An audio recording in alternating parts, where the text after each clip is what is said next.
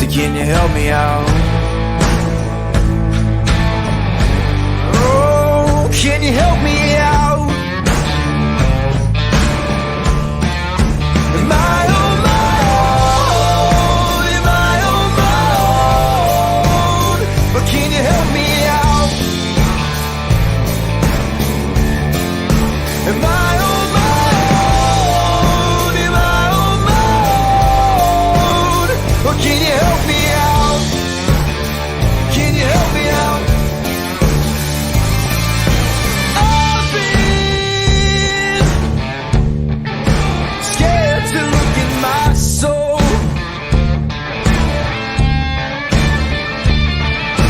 I've been afraid I would follow the road. Yeah, afraid of the things I've been told. Hello, everybody. Welcome into a Wednesday episode of Running Point. It is December 15th. Oh, geez. 15th, 2021. And as you can tell, we are joined by a celebrity guest host today, Richie Giuliano, taking the spot of Ty Bartel while Ty has a final today at Kent State. So, Richie, how you doing? We welcome you aboard to the chaos that is Running Point. Yeah, I'm glad to be here. Thanks for the opportunity, and thanks to DJ. And, good luck to Ty during finals week. I'm in my finals week right now at YSU. I know how stressful it could be, so I'm glad to fill in for him. And, good luck to him. Go ace that test, man. And it is Wrestling Wednesdays with Gary Allsizer. Like always, we've made this a trend the last several Wednesdays, and Gary finally have some more results to talk about. What kind of things really stood out to you in the last week of wrestling? Well, as we've been talking about, this past weekend was Iron Man weekend. So that was where all eyes were in the wrestling world. A couple local kids were able to get on the podium. Logan Howard from Beaver Local made it to the finals and lost in overtime to the Ferrari kid, whose older brother right now wrestles for Oklahoma State and just signed with the WWE. So he lost in a really close match there, but to get to the finals in the Ironman just shows the kind of level of wrestling that kid is capable of. Also, Louisville had a couple kids place. There, Blake Schaefer placed 7th at 195, and then the Castro kid placed 5th. I might have those backwards. Schaefer 5th, Castro 7th. So, handful of local YSN kids getting on the podium in the hardest tournament in the country is a pretty good weekend. You say that the one kid's at Oklahoma State and now he's going to go into the WWE. That makes me kind of wonder: is there a professional wrestling, not like stage wrestling, but real wrestling? The kids can go in when they're done with college and they still have plenty of talent left in them. There technically is. You can wrestle for the USA national team, so they have a tournament every year, and I believe the way it works is if you place in the top 3, you're on the national team, and those guys, as far as I know, they do get paid.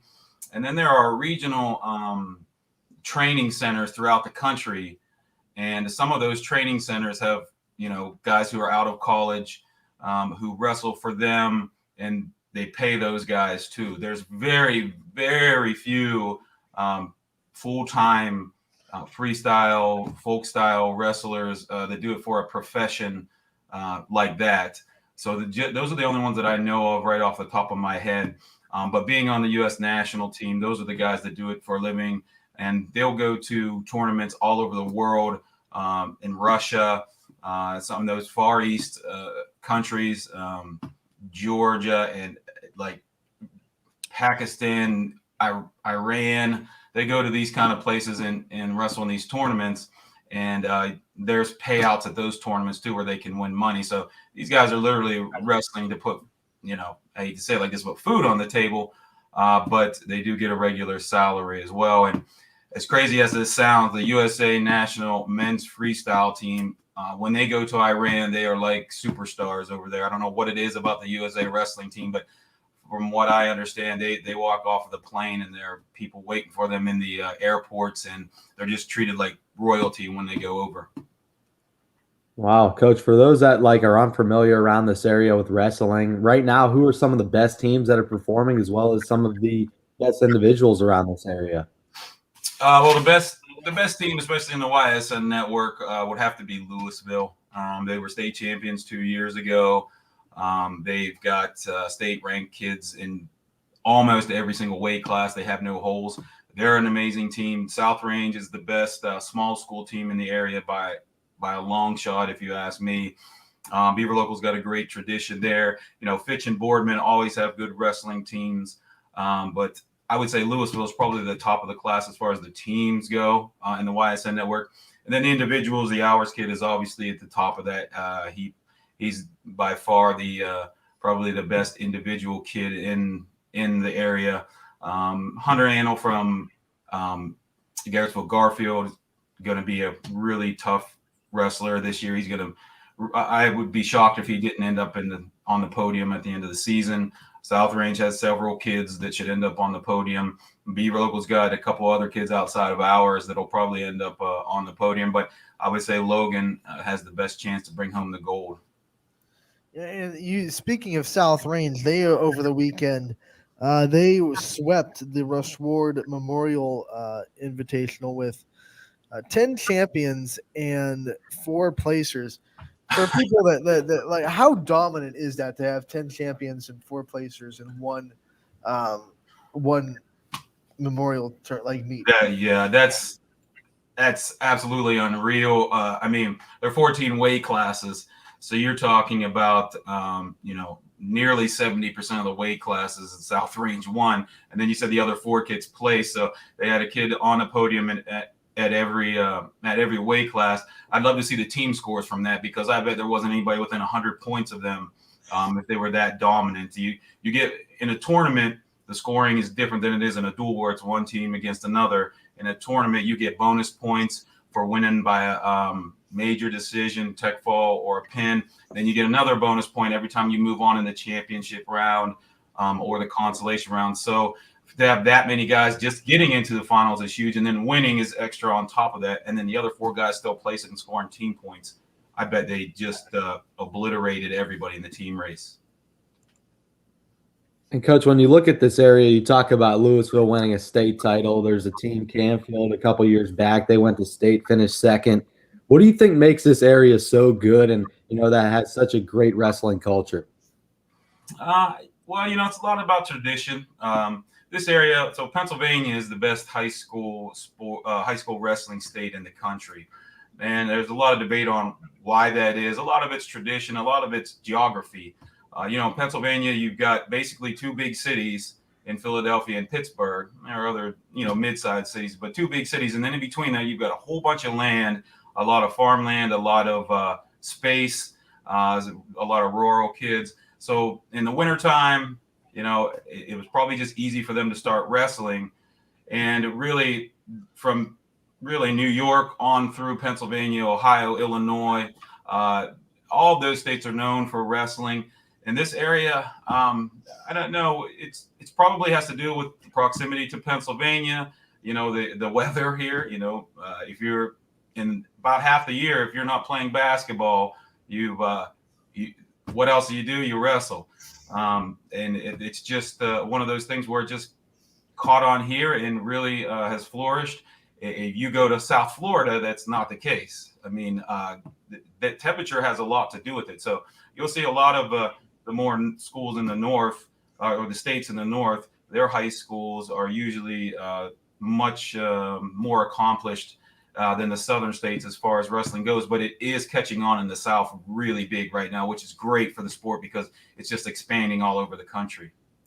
Yeah, I imagine in the southern states it's really hard to contend with the kids that want to play baseball all year round because they can with the temperatures. And here in Ohio, you really can't play baseball from November to February. And if you do, then more power to you. You're playing in the snow and the cold.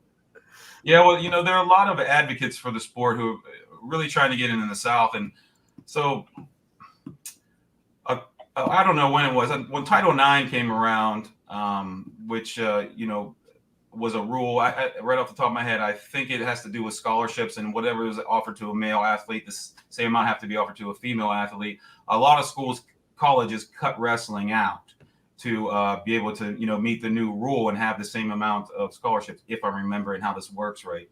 So not having those Southern colleges in the SEC, none of those teams have wrestling, that probably didn't help either. But there really is a push right now to get it into high schools in the South. Alabama is growing like crazy with the sport. And Mississippi was the only state in the country that didn't have a state wrestling tournament. And I believe they now are.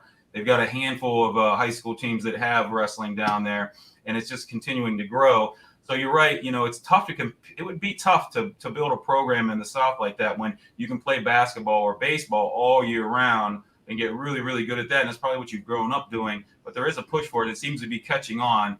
And states like North Carolina and Florida, they have some really good high school teams that have come in the last few years. And I'm hoping personally just to see that continue to grow so that the sport will continue to flourish. And how do you think the sport will continue to grow? Does that start at the youth level where kids are starting in middle school or even younger than that? Is that one way that this sport can grow? Honestly, I think the youth wrestling is healthy and always has been. And it's we talked about this a little bit on the last show about how there's a lot of people that want to get involved in the elementary programs, and a lot of people want to get involved in the high school programs. You got guys wanting to come back and coach. When it's elementary, you got moms and dads want to get involved in their kids' extracurricular activities. But it's the junior high. It's 100% the junior high. How is this sport going to grow, or how is it going to stay healthy? There really needs to be a focus on the 7th and 8th grade, 6th, 7th, and 8th grade, whatever your state considers middle school or junior high. And I just don't understand why it's not more of a priority to coaches and programs in schools to really push that middle school, push wrestling in middle school. If your middle school numbers are healthy, your high school numbers are going to be healthy. So in my opinion, if the school's really focused on those junior high numbers, the sport would be even better because your high school numbers will take care of itself. If you got healthy junior high numbers coming through, it's really the bridge to a successful program and a successful sport, if you ask me. Back to my question earlier, how much do you think a professional league would help kind of grow the sport if they were able to put together a league for professional wrestling? That way kids could look up to someone that is doing it for a living and really, find a role model in these players that are doing what they are growing and they want to do, but you see them doing it on TV, you see them doing it for a living, and it lets you dream a little bit. I think a big part of youth sports is being able to look at somebody that's doing it for a living and dream to be them, right? So what would that do for the sport in your opinion? Yeah, I mean, that's definitely, that's definitely something that's talked about in wrestling circles. It's something that is always brought up, but it's been tried in the past and it just didn't catch on because the rules, just for a casual fan, you don't understand the rules. And so in high school, in college here in the United States, we wrestle what's called folk style wrestling. But internationally, everywhere else around the world, it's freestyle. That's what they do in the Olympics or it's Greco-Roman. The freestyle is the more popular one. All three of those different styles have different rules, and they change the rules a lot, especially in the freestyle wrestling. There's always some new kind of rule. So it's tough to get a professional league going where you're going to get money behind it to get people to watch because the wrestling isn't what people who do follow wrestling are used to, from the youth on up through college. And then the rules change all the time. And, it's not like a UFC fight that could last for 25 minutes or a half an hour. A wrestling match is going to last 6-7 minutes. That's if somebody doesn't get pinned. It could be over fast. So I see people all the time wanting to talk to Flow Wrestling about, let's get this match, let's get that match, let's make this happen, let's pay these guys. Well, to pay those guys, you have to have people who are willing to pay for the pay-per-view, the access to it. And they have to have people who are willing to pay to watch something that could be over in 30 seconds. So it's tough to do in that aspect. And it has been tried in the past. There was a league about 12, 15 years ago called Real Pro Wrestling, I think is what it was called. And they really tried to mix traditional wrestling with some new rules to make it fun. But it just didn't catch on. So I think really the key would be with these college kids now being able to be paid and getting signed by companies like the WWE. So the WWE is enormous. It's got millions and millions and millions of people that watch and listen or whatever every week, every month. If those kids keep signing these contracts, I feel like that's going to be something that's going to bring attention to the sport. And Gabe Stevenson, he was the Olympic medalist, heavyweight freestyle gold medalist. He just signed with the WWE as well, and he's bringing a lot of attention to the sport. So it's probably going to come more from things like that than it would from an actual just independent league. Somebody could figure out a way to have the sponsorship and make it exciting and easy for a casual fan to watch.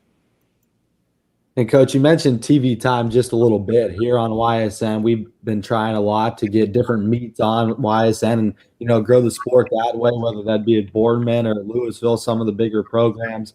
When you look at a college meet, like a Big Ten meet, a lot of them are on the Big Ten network. Now, you can't go on and watch it on ESPN, ESPN2. Is that something that college wrestling might need to try and look into, try and get on some of these bigger networks so that more people are watching it?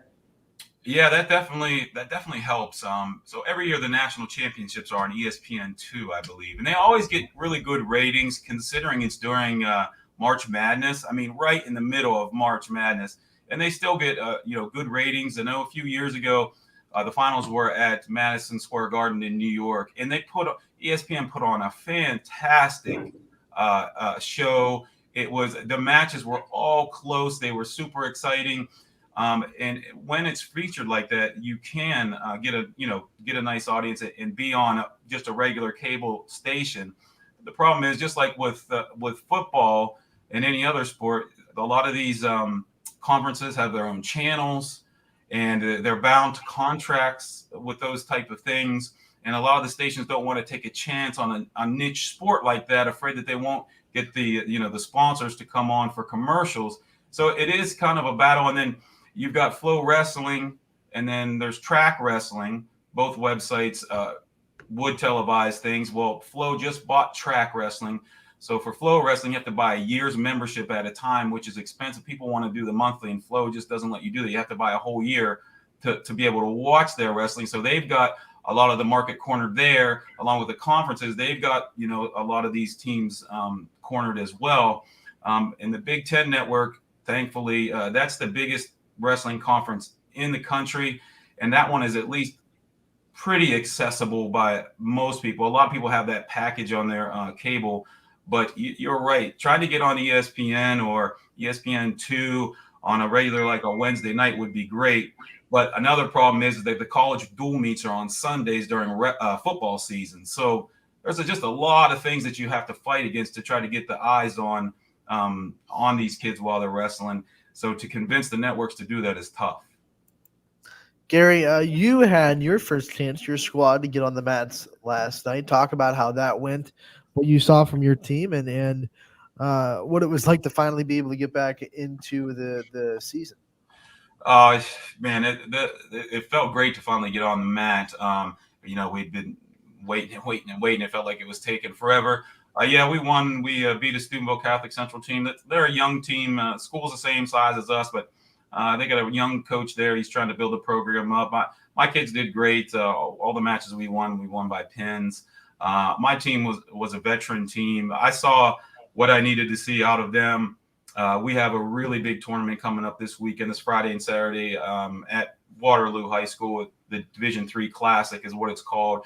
It's 25 or 30 Division III Ohio high school wrestling teams, and it's a 2-day event. They put on a really great event there. But this is how, if you want to make a name for yourself within the state, this is how you do it. So I was pretty proud of my kids last night, and I'm really hopeful that we do well this weekend. Now, you mentioned you have a lot of senior leadership, some experienced guys. Like, who are some of the experienced guys individually that are going to step up for your team this year? So my 106-pounder's name is Mason Sims. He's ranked 8th in the state right now. He's ranked 3rd in the OBAC. We really expect him to have a great year. And then I had, he's only a junior, and I have 6 seniors on the team who have been wrestling basically all their life, or most of it for most of them. Tyler Stanley at heavyweight, we expect good things out of him. Jake McNamara at 215, another senior. He's on his way to 100 wins this year in his career.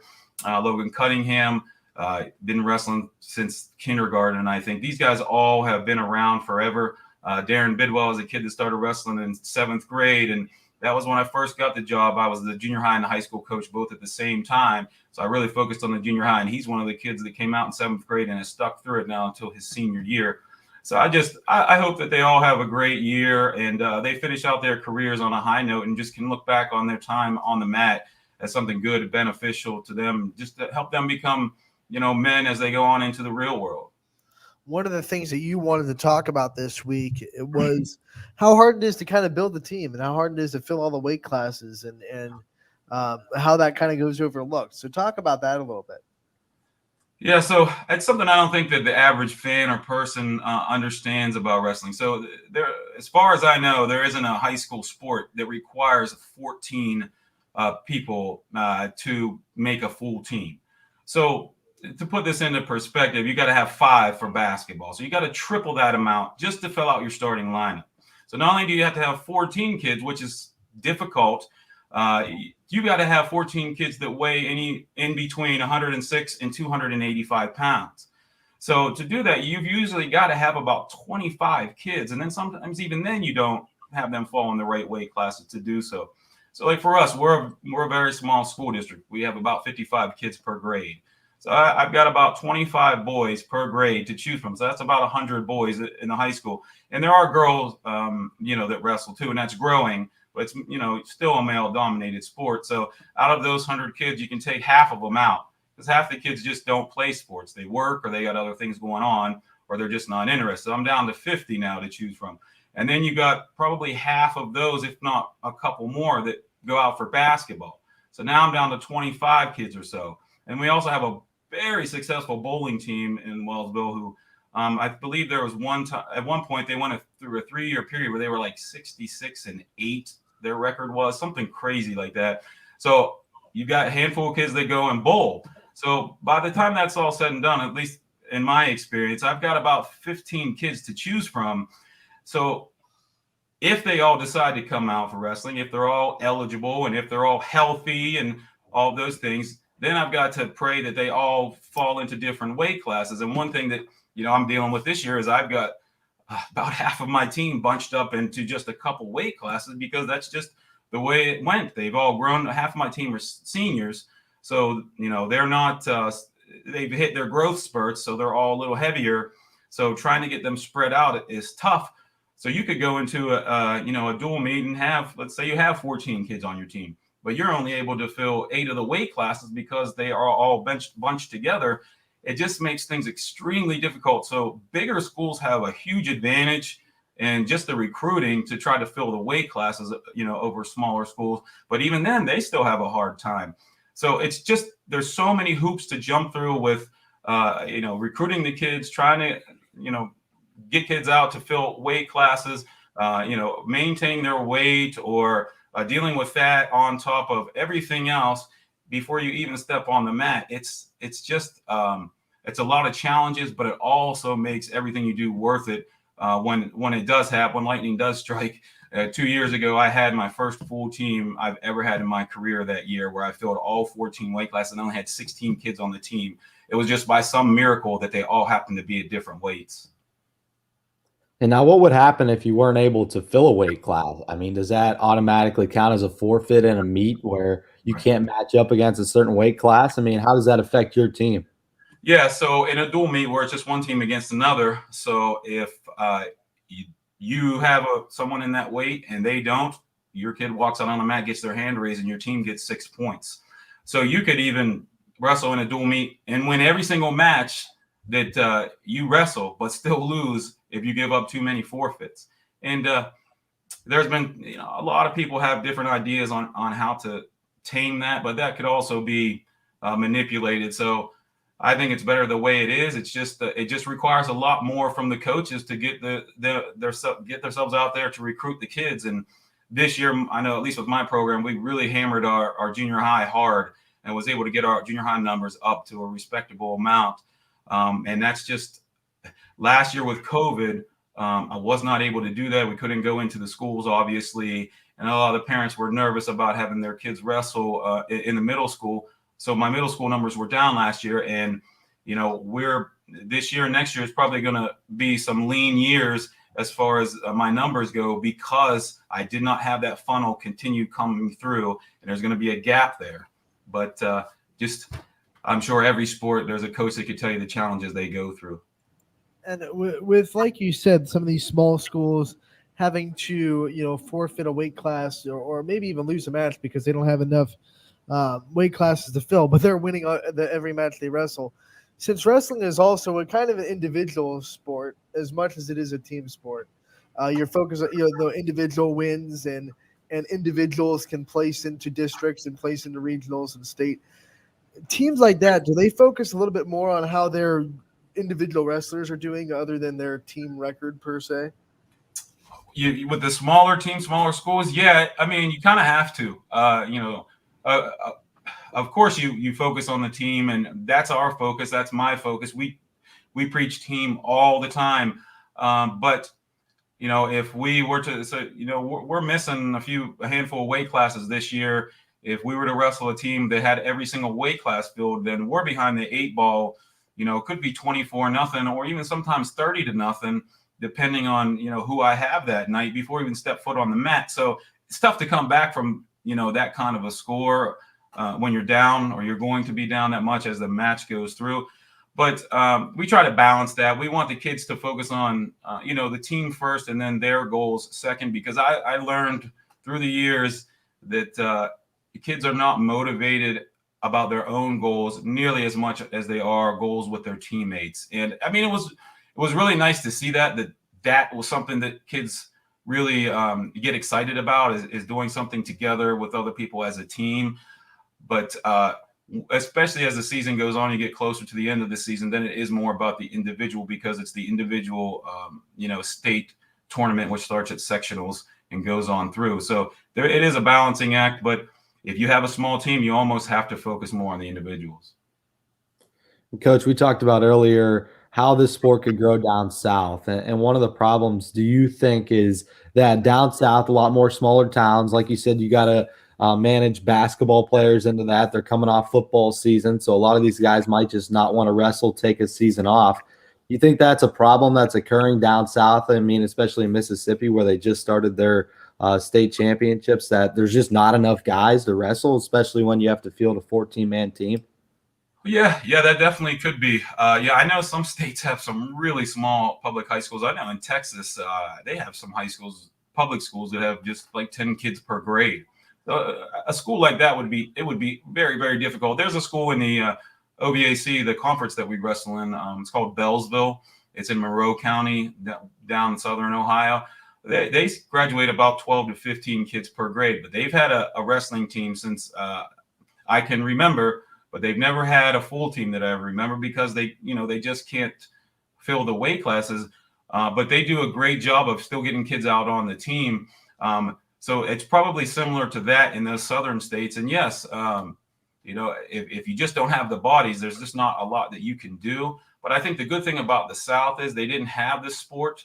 So it's not like the kids have grown up knowing people that wrestled or knowing that there was a wrestling team. Now it's kind of a new novelty.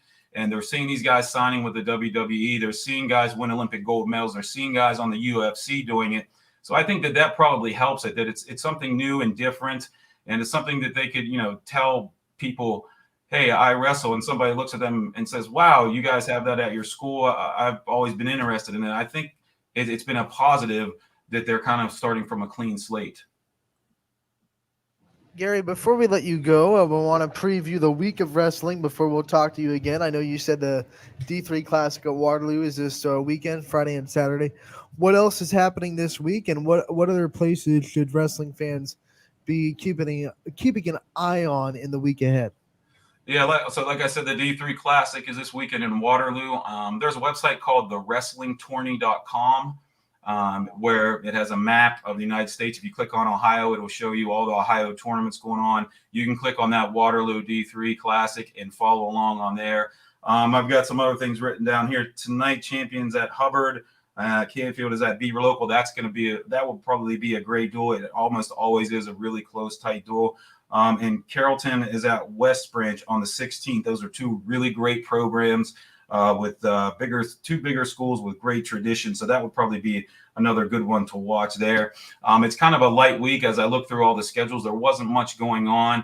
That kind of happens. You get a bunch of things going on the first week or two in the season, and then there's kind of a gap there as Christmas approaches, and then right after New Year's things start up again, and then they're hammered on through. But I would say that Canfield at Beaver Low Duel looks like probably the best thing to watch this week. Basketball has like a bunch of Christmas tournaments that happen the week after Christmas before New Year's. Is wrestling pretty much shut down during Christmas break, or are there also big wrestling tournaments that happen between the week of Christmas before New Year's?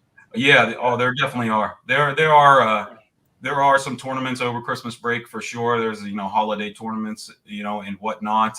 But just depending on the team, some teams like to have that time to refresh while they're off or to work on things. But there's at least everybody usually goes to one big tournament around that time. With us personally, we're in the EOWL, we are in the EOAC, and we are in the OVAC. So we don't have enough points left on our schedule to fill another tournament like that. We used to go to St. Clair's. Well, they have a holiday tournament that's usually a day or two after Christmas that we would always go to. But because we have commitments to our leagues, we can't. But there are just like basketball, there are holiday tournaments. Gary, thank you so much for joining us this week. Good luck for you and your team as the week ahead, and we look forward to talking to you again next week about this weekend's results. Great. Thanks, guys, for having me. I'll see you next week. Yeah, thanks, Coach. Appreciate your time. Wrestling Wednesdays with Gary Allsize are always a fun time. That's your first Wrestling Wednesday. You were christened. Well, I'll tell you one thing. I mean, he does such a great job. It seems like he's really starting to get the wrestling community excited around the Wellsville area, especially because for me, I don't know a lot about wrestling, but I feel like I learned a whole lot more than what I've known in the past in just 30 minutes talking with him. I mean, it's incredible. There aren't too many people that are more passionate about the sport and the growth of the sport, not just at Wellsville, but in the entire high school community than Gary. And that's one of the reasons why we decided to have him on every week to be our wrestling expert. Yeah, I mean, he's very knowledgeable. And as a kid, I'd trust him a lot. If I was his player, I would have a lot of trust in him as a coach. Speaking of very knowledgeable people, one of the people that you know very well, one of your classmates, and wonderful voice of YSN, Anthony Romo, joining us to help us recap the night of basketball. I just want to first off start this off. There was some breaking news a little bit ago, not necessarily revolving around YSM, but I just want to talk about just the world of college football, of what we're currently in right now. So Travis Hunter, who's the number one recruit in the nation, has been a Florida State commit for the past few years now. On signing day, just 15 minutes ago, decided to flip his commitment from Florida State to Jackson State in the FCS, who's coached by Deion Sanders. I think that it kind of revolves around us a little bit, considering YSU's in the FCS. College football is just a completely different landscape, with not only NIL becoming such a big part of the sport, and which is really a big reason why a lot of these players are entering the draft or the transfer portal, to some of these guys are being able to get some bigger money grabs at other schools. But I just think with guys like Deion Sanders coaching in the FCS, it was the first ever 5-star recruit to go over to the FCS. I just think that the world of college football is just insane currently. It's never going to be the same from what it was. I really hope he had a conversation with Florida State before that. I hope that wasn't like how Florida State. It was really guess what? Screw you. Because I was looking into it too, and there's been a lot of speculation just around him since he's such a big, highly touted recruit. And he kept telling people, no, I'm a Knoll for life, Seminole, blah, blah, blah. And then on signing day, he just flips to Deion Sanders, which dang, that's cold. It's crazy. But anyways, so yeah, I mean, I was in for another doozy last night. Youngstown, Cheney, St. Vincent, St. Mary's is. I think everyone knew that game was going to be tough for Cheney coming. Obviously, St. Vincent, St. Mary, reigning state champions. They have Illinois commit in Sincere and Sincere Harris, and they have a Cleveland State commit in Raymar Pryor, and those two alone. Harris had 34, Pryor had 25. They outscored Cheney by themselves. And the crazy thing is, neither of them really had, great first halves. They did all their damage in the second half. It was such a slow pace throughout the whole first quarter. I mean, both teams were struggling, getting into a rhythm. Crowd was going crazy. They were just turnovers back and forth. And then the second quarter, St. V's started to pull away a little bit. They just played St. V's basketball. Trap, full court press, trap on every single scenario possible, caused turnovers. And they got it up to an 8-point lead late in the second quarter. And then a dunk by Clive Wilson kind of brought the crowd back into it. And then Cheney went on a run, and they went up by 3 with like under 2 minutes remaining in the second quarter. And then Sincere Harris just took over from there. He scored like 6 or 8 points in the last minute and a half, and St. V's went into the half up by 2. And then third quarter, we knew going into half, Jamie and I knew that the first few minutes of that third quarter were really going to dictate the rest of the game. Because with a team like St. V's, you know that they're going to give you their best blow to start the third quarter, and they're going to try to put you in the dirt. They did. They came out really well, and Cheney turned the ball over a lot to start the third quarter. They kind of settled down a little bit, and it was only a 9-point game at the end of the third. But then Raymar Pryor hit like 5 straight threes, just back to back to back to back. And St. V's, their lead got up to as much as 30 in the fourth quarter. But then as the JVs went back in, Cheney kind of brought the lead down a little bit, which was expected. I mean, Cheney won the JV game. Their JVs beat St. V's JVs by 5. So the future's bright in Cheney. I mean, we've talked about it before, and just by that game right there, the JV game, you know that the younger kids are really trying to live up to the example that was set by this past senior class that we've talked about so much. So it was a great game. It was a great atmosphere, just too much depth for St. V's. We talk about Cheney's depth, but St. V's, I mean, they're just a whole different animal. They're the defending state champs, number 1 team in Ohio for a reason. You know, Ramon, even though St. V's is not a YSN school yet, you could not pass up the opportunity to talk to the legendary coach and also one of the premier basketball recruits in the country, in Sincere Harris. Let's hear what they both had to say after St. Vincent St. Mary's win over Cheney, and you did a wonderful job as always talking to both of them.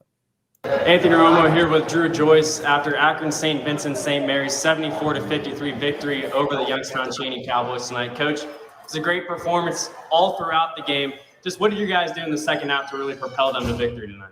We just turned up the pressure.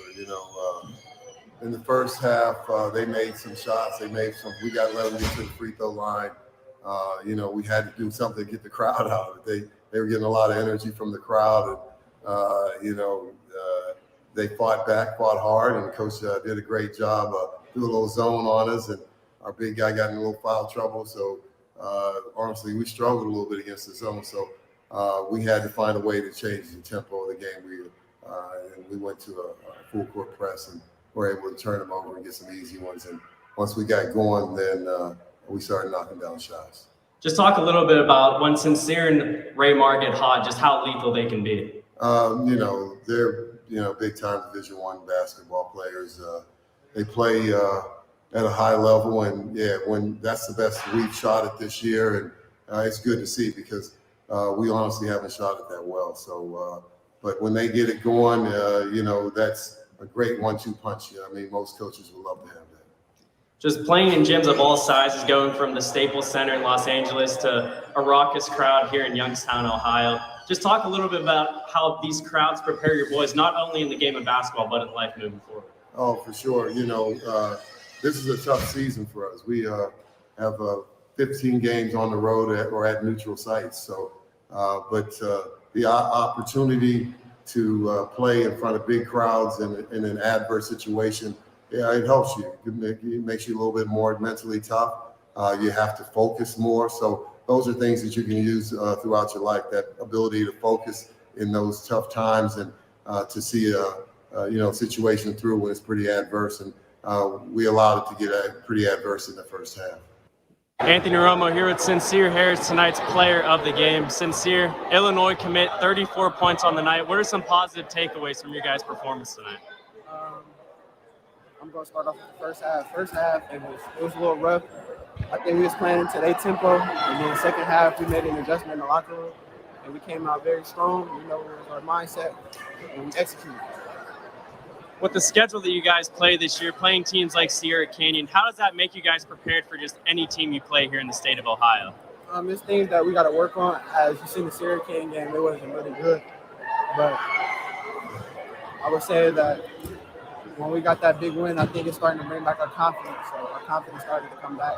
We started to play hard, so now we're playing more as a team. You and Raymar Pryor, one of the best duos in the state of Ohio. Just talk a little bit about how good it feels when both of you guys get hot like you were in the second half. Well, I'm going to say me and Raymar is just good buddies. We always had that chemistry, so since we've been little, we always had it, and it's just been, it grew. Sincere Harris, tonight's player of the game. So that was Anthony Romo catching up with Sincere Harris and Coach Joyce of the Akron St. Vincent St. Mary Irish. And how big is it for Cheney's program to get to host St. Vincent St. Mary, not have to travel there? They just played in the Staples Center. Now they're coming down to Youngstown to play at Cheney. That's a big sign of respect for that program that they're willing to go to Youngstown Cheney to play them. Yeah, that was a big storyline leading up to the game that Jamie and I had established for a few weeks leading up to the game. It hit me a few weeks ago when I was actually watching them on ESPN2 playing against Sierra Canyon at the Staples Center. I was like, wow. To put it in perspective, it's 2 weeks apart between their game in Los Angeles and their game at Youngstown Cheney on the west side. It was just such a cool storyline, and I think that game was huge for the Cheney program to not only host a team like that, but to compete. Because, no offense, but we saw last year in the regional semifinals just how good St. V's can be when they're hot. They played against a Struthers team that was undefeated. They were something like 26-0, and Jamie and I were at that game at Barberton, and it was like 32-4 at one point. St. V's was up. So for Cheney to be able to be punched in the mouth early on like St. V's normally does, go down almost double digits in the second quarter, but to fight back and take the lead in the second quarter and get your home crowd into it. I mean, even Coach Joyce, let's think about it. He coached LeBron James. You know they've played in some amazing atmospheres, some crazy crowds. For him to say that even a crowd like that got to his team and he had a compliment to make about the Youngstown Cheney crowd, I think that just says a lot, not only for the team itself, but the fan base. Cheney, their fans love getting into the game. Their student body, their families, if they're in the crowd, they're gonna give it their all to help their team establish a home court advantage. And Romo, watching the game, you guys had such a great call and a legendary game. Coach Joyce talked about the full court pressure that they implied in that second half, and it looked like Cheney struggled a little bit with that, controlling the basketball. How much do you think that helps Cheney moving forward now that they've seen probably one of the best full court pressures in all of Northeast Ohio? I think that is going to prepare them so much for the season going forward, because that's what a lot of teams, they're going to look at that tape and they're going to say, wow, well, if these guys apply this full court pressure, it looks like we kind of found Cheney's kryptonite there. They've had trouble. They had a little bit of trouble too against Bourbon trying to get through the full court pressure, but facing it multiple times early on in the season, that's going to be huge as the year goes on, because those are some very good basketball players over there on the west side, and they're going to find a way. They're going to find a way to come together and work through these high pressure situations, and that's only going to help them out so much as the year goes on. I think that those teams could really match up yet again later on in the season and at the regional semifinals or the regional final. I'll just last point to this game, because you brought up people watching film and thinking that they could just press Cheney and all of a sudden have success. We talked about this with football season. The formula might be out there, but you still got to go draw the blueprint and execute it. And if you don't execute a full court press against Cheney and you're in the wrong spots, oh my gosh, you're giving them breakaway dunks. And yeah, that's momentum. That's instant momentum. And not only the momentum of just plays like that themselves, but going back to the crowd, that's what really got Cheney back into the game. Was they did break the full court press and they found Clive Wilson down low, and he threw down a rim rattling dunk, and the crowd just went crazy. All the students got up, they were chanting. The crowd was just letting St. V's hear it. And it doesn't matter how many big time situations you play against, how many big time players you play against. You got to remember, these kids are 16, 17 years old. A little bit of crowd noise on the road is going to start rattling in their head a little bit. It doesn't matter how good of a player you are. But I'll tell you what, Sincere Harris, he answered the bell. When Cheney came at him, he went to a whole different level. He said, "I sincerely disagree." Yeah, he went to a whole different level on both sides of the ball. I mean, he was in the passing lanes on the defensive end, and he was just turning that into offense, going coast to coast. That was definitely one of the best players that I've seen play in person. And I mean, for good measure, he's a 4-star recruit for a reason. I think that he'll do wonders at the next level. And he's going to play at one of the biggest basketball programs in the nation and one of the biggest conferences for basketball right now in the nation. The Big Ten is starting to compete with the ACC when you talk about basketball, best conferences in the country. Yeah, and for sure. And I think that it was very interesting last year. I mean, I'd imagine these two teams kind of scheduled a little bit of a home and home, because last year Cheney traveled to St. V's and played there, and they lost by 21 points. So I think it was the same deficit both games, but just that right there, I think that, I mean, it doesn't look good on the scoreboard, but I think that says a lot about the Cheney program, because last time I was on, we were talking about how a lot of people had wondered if Cheney would be able to rebound after losing the trio of Cam Lawrence, Quincy Jones, and Sherrod Taylor. But to not really lose too much against, how do I say it?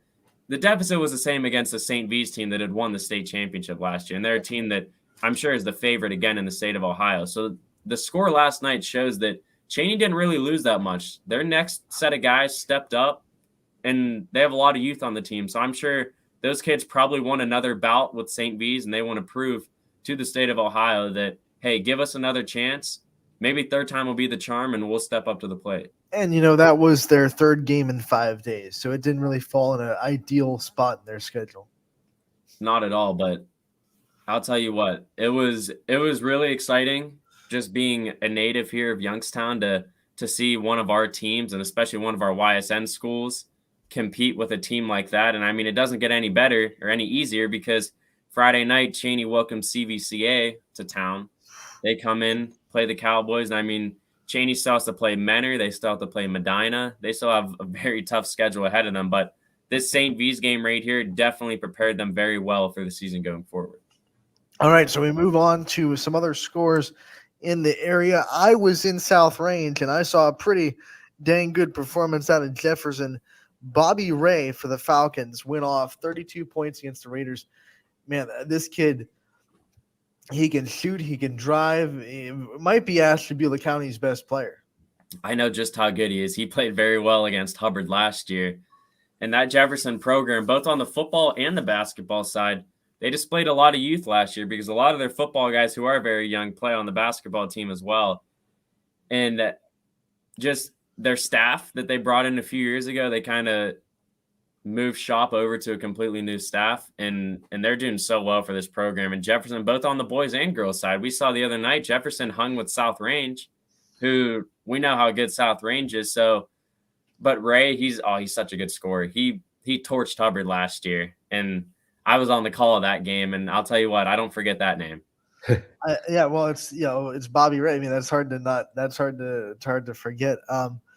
Yeah, I was looking at their roster and their starters. I think 4 out of the 5 starting 5 have been starters on the team since they were freshmen.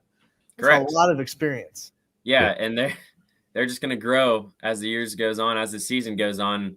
Watch out for those guys come playoff time. They might be able to make a little bit of a run that people aren't expecting, just because of the experience that they have in past playoff games. I tell you, the NE8 better watch out, because none of the teams outside, it may be Poland, but Poland's shorthanded. So none of the teams have looked super, super impressive. And here comes Jefferson just absolutely handing it to a team that's struggling offensively, but defensively never struggles in South Range. And when you put up 32 against that defense, you didn't doing something right.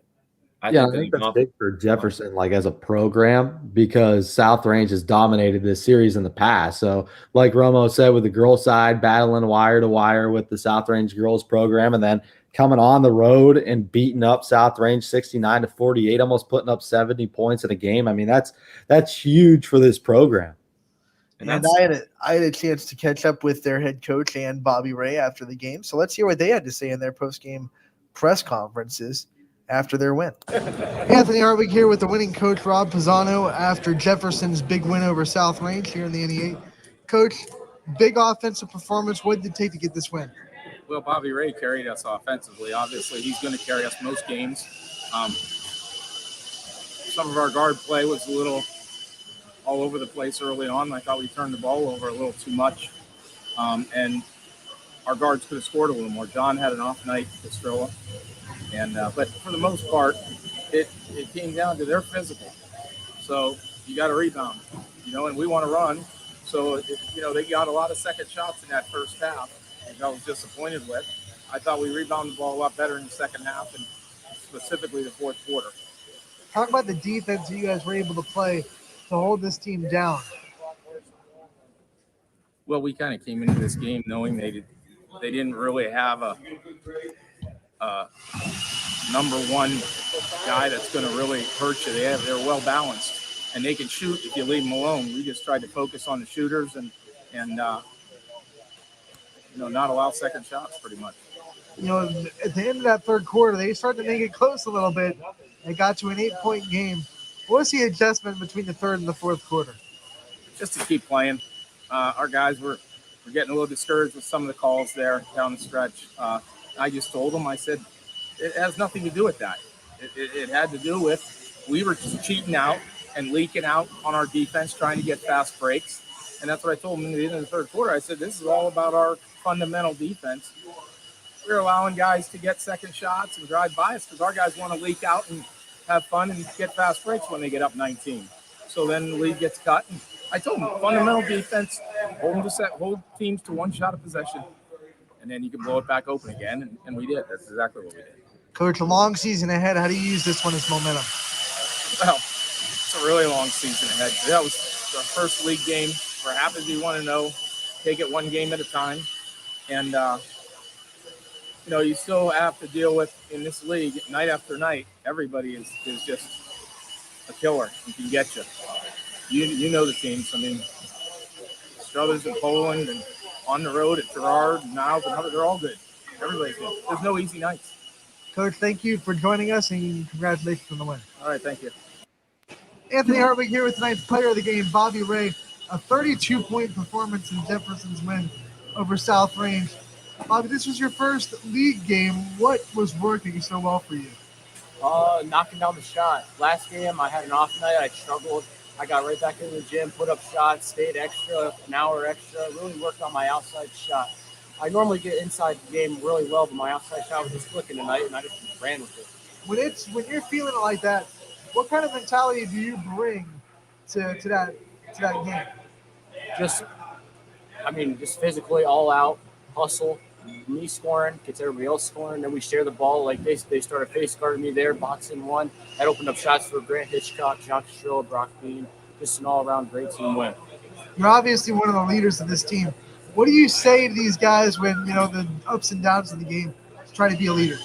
Head up. We always go through a little cold spurt, but our heads got to be up. We came off a loss last game. It was a terrible loss. We got upset. Our heads were down in that game, so we really, in practice, worked on keeping our heads up and hustling a lot, and it seemed to work out for us. Talk about the adjustments between the third and fourth quarter. You were able to make it close, make a run at the end of that third quarter, but you came putting away in that fourth. Yeah, they came roaring back. Great team, hard, physical game I played all year. Came right back. We told them, got to keep us out of close games around here on the road, and we ended up putting away in the fourth pretty well. In a long season ahead, how do you use this one as momentum? On to the next. 1-0 this week, right on to the next one. All right, congratulations on the big game, and good luck the rest of the year. Thank you, sir. That was head coach Rob Pasilla and Bobby Ray after Jefferson's win over South Range on last night. That doesn't sound grammatically correct.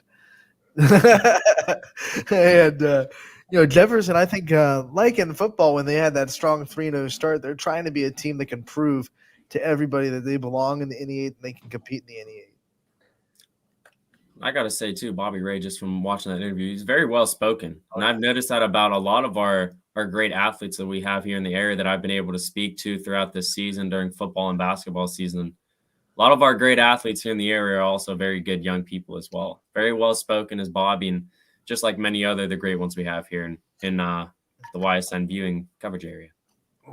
Some other scores to go after. East Palestine got their first program victory in the last 2 seasons, and the first win under new head coach Jason Ray. DJ Yoakley was able to catch up with him and Evan and a player after the game. So let's see what they had to say post-game press conference after East Palestine's big program building win. All right, Coach Ray, your first ever win as a Bulldog. This program's first win in 2 years. Talk to me about what went into this.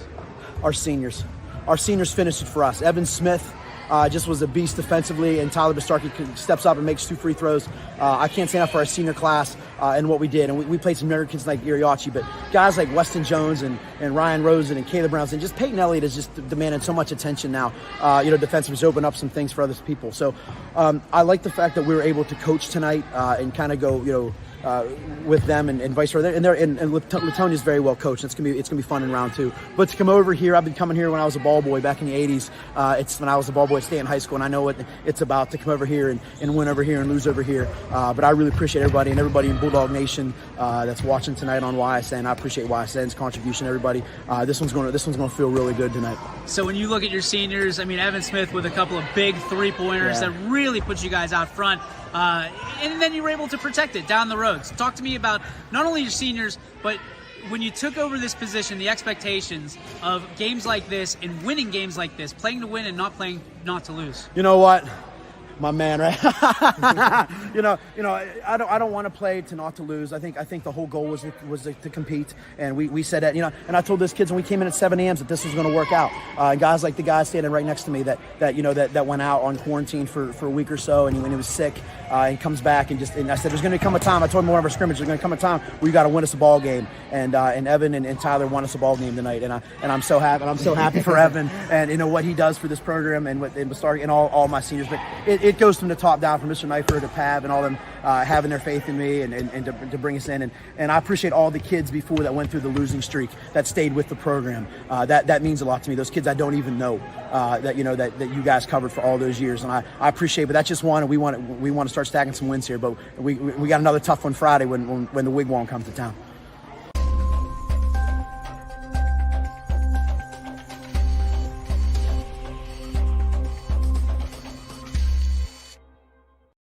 All right, Evan, a big game for you. You've waited a long time for this moment.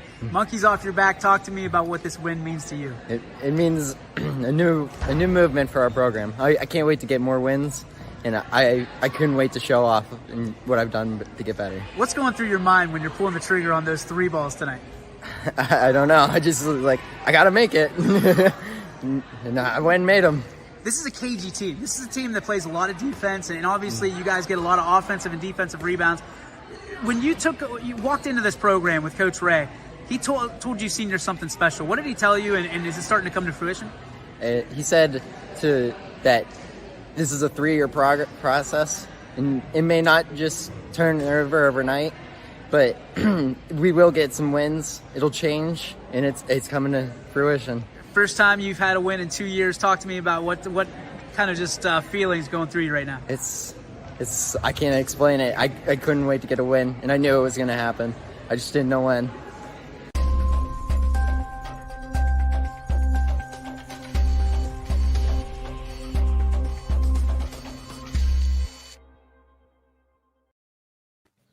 Man, I think that those interviews are kind of what YSN is all about. I know we focus a lot on the power rankings and the teams that are, competing for regional championships and things like that. But when you're a team that's struggling and you get a win and it's a big monumentous program building kind of win, and you saw Evan Smith couldn't stop smiling to that whole interview. I mean, it's just no one else is going to be talking about East Palestine basketball after that win because it's ho-hum. Okay, it's your first win, But that's awesome. Like that, I just love that interview.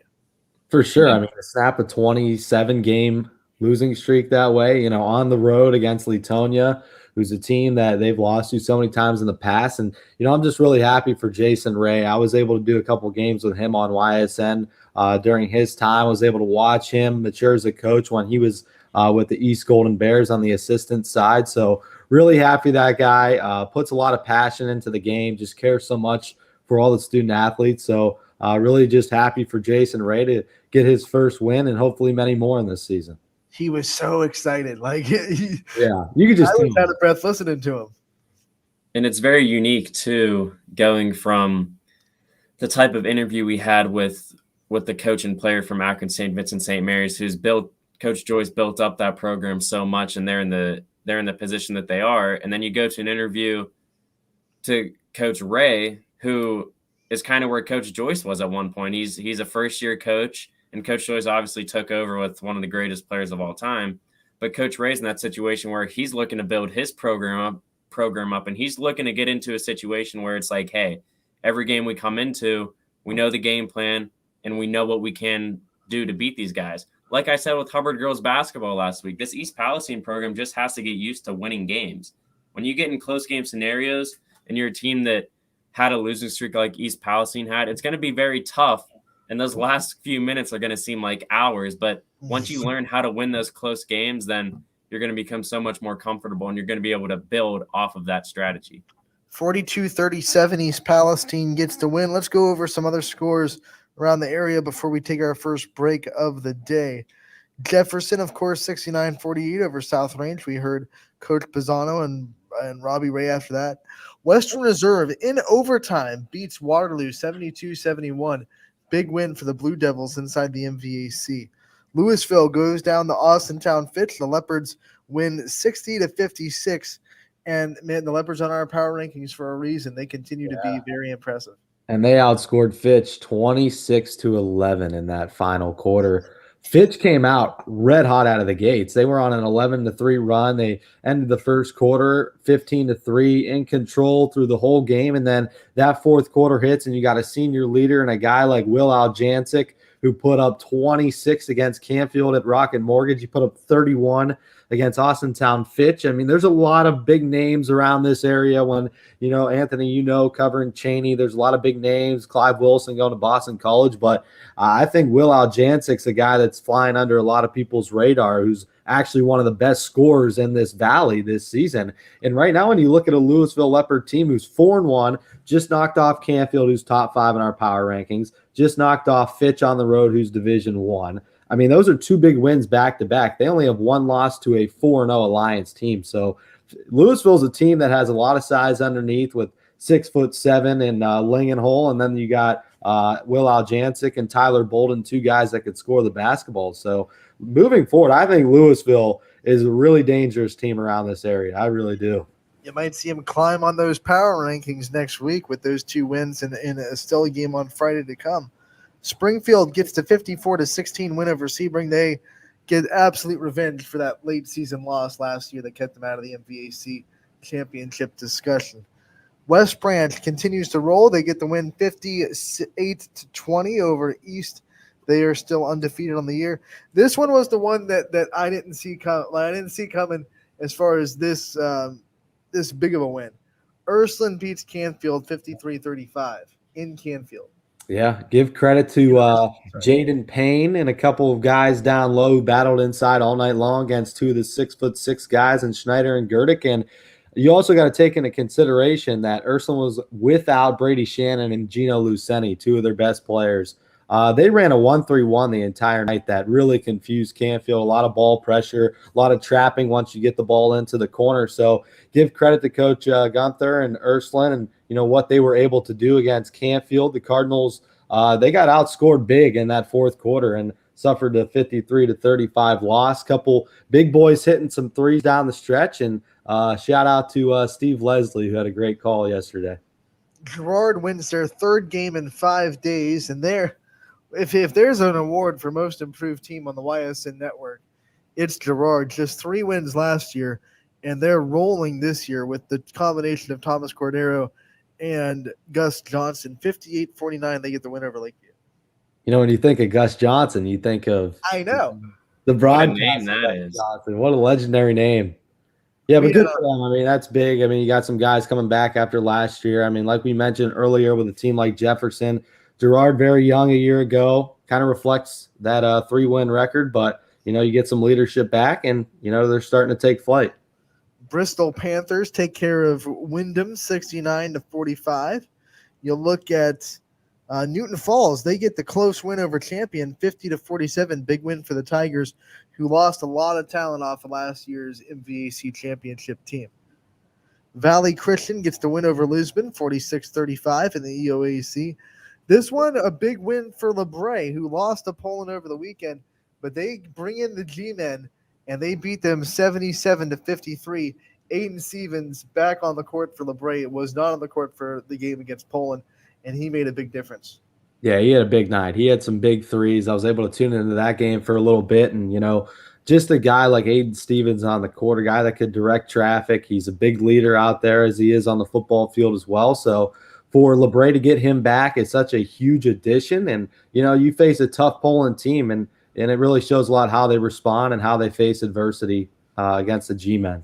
Camel got back to winning 82-49 over Brookfield. They bounced back from their loss on Sunday to Lowville.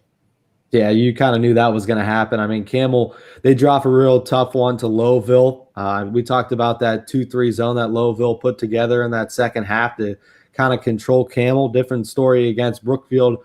They were up at 1 point 41-19 in that second quarter. So that just shows you the scoring abilities that Camel has early in the ball game. And when you get ahead by that much, you just dig a hole at that point. It's almost impossible to come back. Howland beats their backyard rival in Warren JFK 67-46. Boardman falls to Uniontown Lake 48-43. That's a 2-game skid for the Spartans. Liberty with a big win inside the MVAC 63-57 over Crestview. Lowville continues to impress 61-22. They beat Jackson Milton. Poland, underhanded, doesn't matter. 62-22, the win over Niles. Struthers looks to be back on track after a tough first game. They're winning their second in a row, 62-49 over Hubbard. McDonald with the 10-point win over Mineral Ridge, 61-51. Wellsville edges Columbiana 60-59 in the EOAC. Beaver Local 76-32 over Edison. And East Liverpool 47-41 over Indian Creek. To round out the scores from last night. Now, one game that sticks out real quick is Wellsville over Columbiana, 60-59 EOAC thriller. At the end of the game, Columbiana got a big possession. They scored. They're up by 1. And Great House comes down coast to coast from the baseline with a game-winning bucket to win it for Wellsville. And they're now 3-1. So they're starting to improve their season right now. And, in the EOAC, they're starting to take a top spot.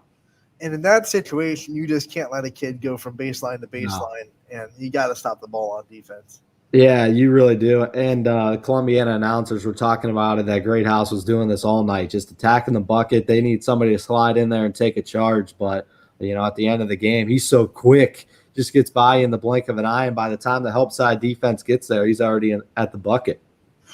Anthony, thank you so much for taking the time to join us and help us with our nightly recap of basketball. We thank you not just for joining us today, but also your wonderful post-game interviews that you're always sending us, and we hope you have a good rest of the day.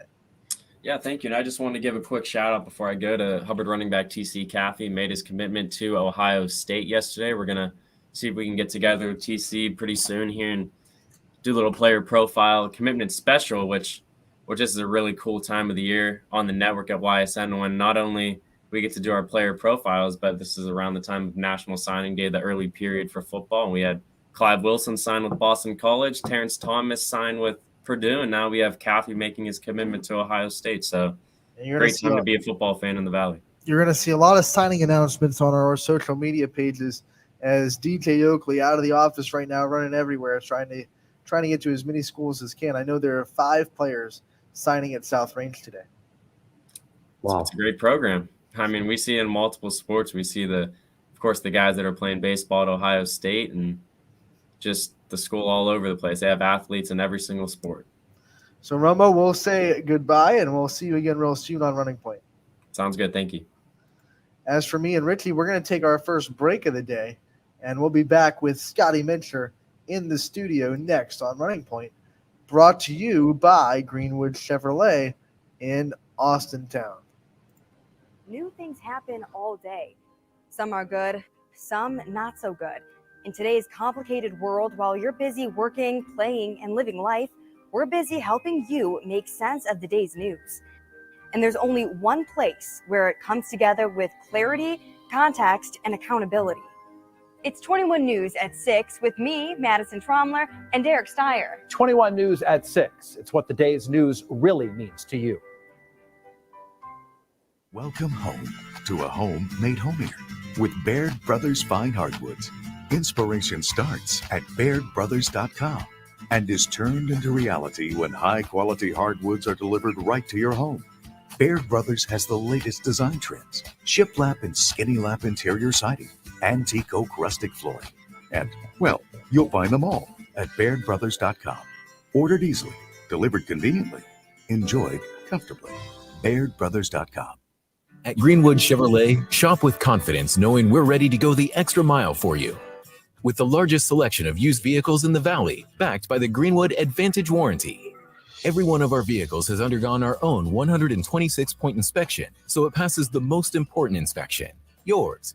No other dealership has the extra inventory, gives you extra for your trade, and goes the extra mile for you.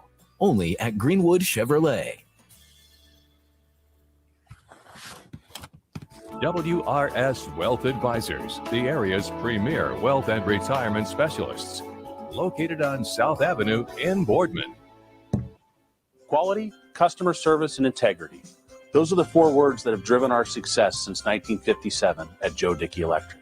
Joe Dickey Electric is one Mahoning Valley landmark business that stays current with the requirements of our customers. Family owned and managed, we are an electrical contractor and energy solutions provider. Every member of our team adds to his or her skill set through ongoing training. Residential, commercial, industrial, automotive, and more. We keep ahead of the needs of our customers with a fleet of more than 50 vehicles and 24/7 emergency service, so you're never left in the dark. When looking for home design inspiration, don't just be inspired, be Baird inspired. Whether new or remodeling, Baird Brothers has the latest trends like shiplap to refresh your home. Go from inspiration to installation with our wide selection of in-stock American hardwoods. From the rustic charm of antique oak to the warmth of traditional cherry, Baird Brothers has what you need to make your home inspiring. Baird Brothers, our family's heritage, your family's home. For a great vehicle and a great experience, come to Boardman Mitsubishi today. As always, our full lineup of Mitsubishi models comes with a standard 10-year, 100,000-mile powertrain warranty. Boardman Mitsubishi, your hometown Mitsubishi dealer since 1999. Coca's Pizza, always supporting our community and our local athletes. Stop in on game day or score big and have it delivered right to your door. Check out our daily specials at cocaspizza.com. That's Coca's Pizza, we serve it hot. At Hubbard Chevrolet, Hubbard can help you get the financing you need regardless of your situation. I'm Tony Page, and I've helped thousands of customers in Northeast Ohio and Western Pennsylvania buy a vehicle. Visit HubbardChevy.com to get pre-approved. Remember, folks, Hubbard can help.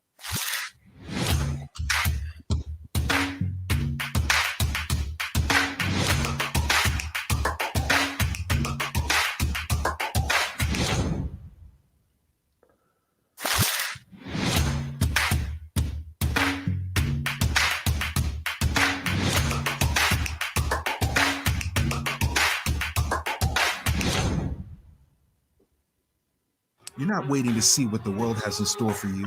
It's more about what you have in store for the world. All you need is the opportunity. All you need are the resources and the advantages of a personalized academic setting. Experience new worlds in the arts and sciences, business, and education. Make it your own. We are where you shape your future. We are Youngstown State University and proud. Look who came sashaying into the studio. It is Scotty Mincher, like he is on our show every Wednesday around 1 o'clock. Scotty, we are proud to have you on. Unfortunately for you, no time to make up room with Ty today because Ty is taking a college final, being a student like he is. So you got Richie, and I heard that you might have some questions for Richie a little bit. Well, DJ was going to come up with one, but he is out on the go right now. So I didn't, because as you put I it, think it involved a Nicholls State shortstop, Richie. yeah. Always does. And we gave him a shout out on Monday when I was on the show. Yeah, I forget the fella's name, but DJ was saying how he had like 3 errors in one game. Then the next game he was like an all-star 4 for 4 at the plate. He said you would appreciate the question, Richie. Welcome to college baseball, right? Where you can be really bad one night, but all of a sudden it's like, hey, there's a reason I'm here. Oh my, you're right. I mean, that kid's playing Division I baseball down south, very hard to do. His father was the coach, and he's the starting shortstop as a freshman. So I mean, it was one of the first games. You got to cut him some slack. He did have 3 errors in one game, but he not cut him any slack. You were No, ripping him. we really didn't. But There was no slack given. you know, it's all for fun, though. I mean, it seems like a good kid. Scotty, what did you bring to this glorious Wednesday that you want me and Richie to kind of talk about? Well, kind of, I guess I guess we'll go brief with the late start, but 2 kind of small topics. One local and then one national. I wanted to get to on the show today. As far as local wise, I wanted to talk about a little bit about the Liberty Leopards and the Crestview Rebels, the boys basketball game from last night. And Anthony, I believe that posted the story. You post a lot. Of course, being the content director, you're the man. He's trying to butter me up a little bit. But yeah, I was able to, read up, do some research. Also, I've been able to check out some action lately. James Davis with a huge night last night for the Leopards as he poured in almost 27 points to be exact. And I just wanted to know from you guys, what are your early impressions of not just Liberty, but Crestview as well? And they fought hard. And if you guys watched the Power Hour a couple weeks ago, I had Crestview as one of my underrated schools that we cover here at Ysn, and they fought hard. And Kirkland Miller, he had a big game last night. But I just wanted to get your guys' early impressions on these 2 teams and kind of where you feel their strong points are, things you like about them, and areas they have to improve. Well, yeah, we'll start with Liberty, and I think one of the things that they've already been really good. They already had big wins over McDonald, this big one over Crestview. They have athletes. I mean, straight up, they have speed, they have talent. I think the thing that they have to improve on, and the thing that has held them back this year in their losses, just a little bit of immaturity as far as basketball goes, basketball IQ, making the right decisions and things like that. But just like their football team, they're going to be a team that is really fun to watch. You'll have to grumble through a couple of young mistakes like you were with the football team, but they will shine bright more than they don't on the basketball floor. And I think their strength of schedule right now is going to be a confidence booster going forward. Their record doesn't really reflect their play. I mean, you get a big win against Crestview and you take care of McDonald, 2 teams around this area that are good opponents for them. And then you kind of venture out of your comfort level, taking on Warren G. Harding, who is a Division I opponent on the road, and Akron Hoban, who's always one of the best programs, not just in this area, but in the state.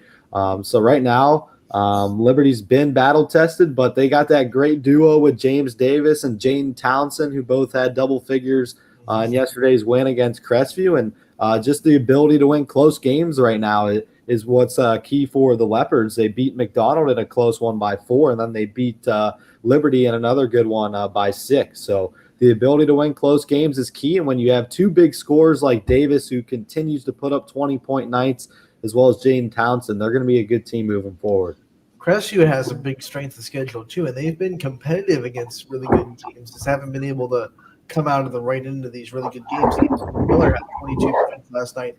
He's a big threat for them inside in the paint, can rebound like anyone's business. I think Crestview is a really good rebounding team, and they've been a really good rebounding team for the last several years fundamentally, and that always gives other defenses stuff. And I think another thing you look at, Scotty, they open up against Lowville and lost by 5. Lowville's a team that just knocked off Campbell Memorial, who's one of the best teams in this area. So, I mean, you have two tough losses to Springfield, who we know how good they can be, in Lowville. And then you beat United, lose a tough one to Liberty. And, you know, it doesn't get much easier for Crestview. They take on Heartland Christian next tonight, who's 5-1, and then you move on and take on Champion and Brookfield, and then Valley Christian. So it's going to be a tough stretch for Crestview, and we're going to see what they're made of here in the next. They get to go to Rocket Mortgage Fieldhouse tonight. Yeah, you're right. They do. And I think it was, even though he didn't have a, you know, as far as eye-popping numbers go, it wasn't, you know, whopper of a night as far as statistics go, but I really, early on in this season, I think Jack Yerke really impressed with his game early on in the season, and his buckets were big time buckets, helping to keep Crestview into that ball game. So yeah, Jack Yerke is a guy that does a lot of the dirty work that doesn't get on the stat sheet. You know, he'll fight for rebounds. He keeps the other guys out of the paint.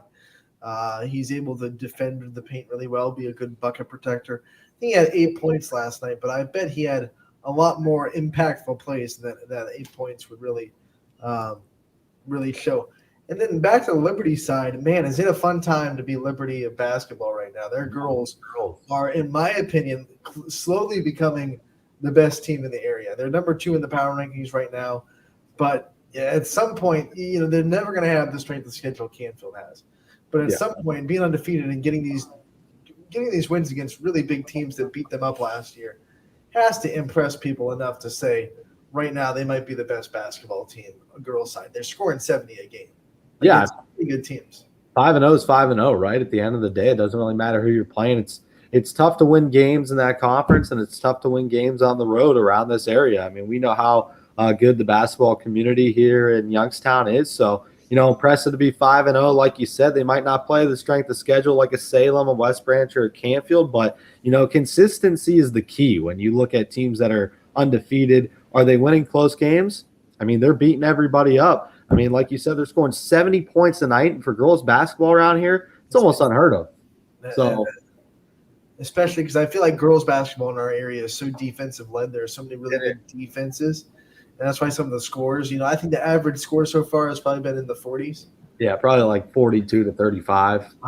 But man, Liberty has, I think, 4+ games that have been 70+, and then 2 more that have been 60+, and then of course the game against Brookfield, 58-56. That's a big win against a team that a lot of people think is the favorites in the MVAC, and Liberty just took them down. Yeah, I mean, that's a huge win, especially, you know, in conference rival like that, beating up Brookfield. I mean, not beating them up, but, you know, beating them. I mean, that's just huge.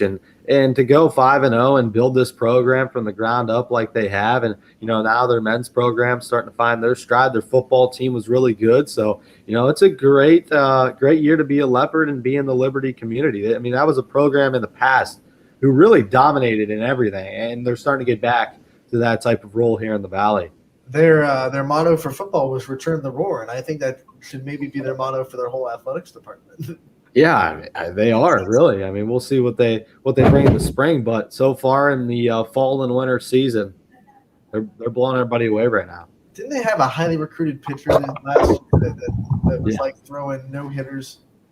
They did, yeah, they did it a couple years ago, and their baseball program one that's kind of struggled in the past, but when they're starting to be up on the uptrend. I had a couple players that I played with in high school that played for Liberty, and they were pretty solid. So they're starting to get their baseball program back as well.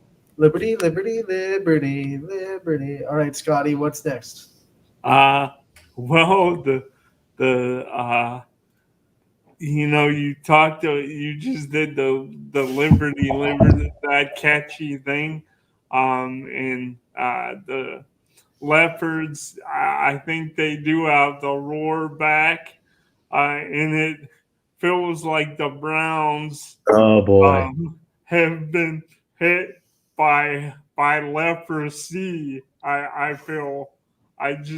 Oh man, it's really demoralizing, and that's where I kind of wanted to go next.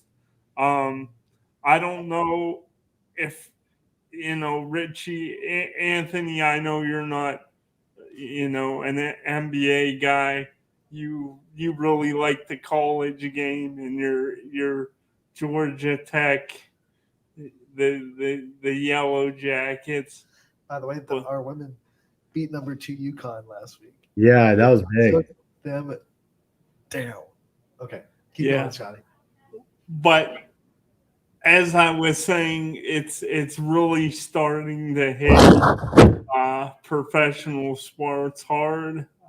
These outbreaks again of COVID, and last I checked, the Browns have 14 players on the COVID-19/reserve list. We've already had NBA games canceled. The Chicago Bulls having players not being able to play. So it's a tough time if you're a fan of teams like this. But also, I think, it's when it comes to the NFL, because the roster is so much bigger, that's why you have a depth chart. You have to be able to rely on your backups in times of chaos, and it's all part of the world we live in right now. And I just read a report from CBS Sports that the NFL is not considering rescheduling this Browns game. They made the Broncos last year pull the guy off the practice squad to be quarterback. So I don't think anyone's going to be like, oh, let's just take care of the Browns real quick. I think the NFL has established that, like, unless it is a absolute, oh my gosh, we have no players left kind of breakout, they are not going to reschedule games. I think they did that very What was it that way for? Because I remember they move a Ravens game, and they did, and Pittsburgh fans were not happy about it. They would not be happy about it at all if the Browns got their game moved, because they got screwed a couple of times. But was their breakout, was it worse than what the Browns are going through right now? Do you remember? I think it was Anthony. It was about positions, not like the number of players, but the number of players. Oh, okay, one position. Like we had whatever it was. Like we have no one left in that position. Yeah. Well, that happens with the Browns. That happens with the Browns last year too, with their wide receivers.